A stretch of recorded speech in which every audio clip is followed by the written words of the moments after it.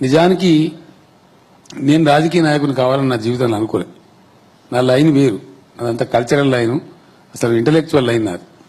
నేను 70-80 వేల పుస్తకాలు చదివిన, మీకు చాలా మందికి తెలియదు. 70-80 వేల పుస్తకాలు చదివిన, నేను అడవులు చదివిన. ఎందుకు చదివినా చదివినగా ఓ టైం ఉండేది, నా మీద జోక్స్ ఉండేది. నేను కాలేజ్ చుట్టుకున్నాను, వానికి 2 పుస్తకాలు ఇస్తే సరిపడా ఆవిడ ఎవరు తిరుగుడు అని చెప్పి నా మీద జోక్స్ ఉండేటి.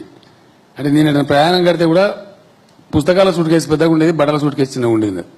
అంతా ఎందుకో చదివినవి చంద్రమోహట కలిసి వచ్చింది, మా గురువుల దయ చదువుకున్నాం.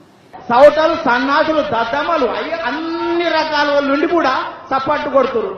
ఆయన మీటింగ్లు ఏం చెప్పిండు అక్క అంటే, నేను ఒకసారి చెప్తున్నా, 80,000 పుస్తకాలు చదివిన అన్నాడు.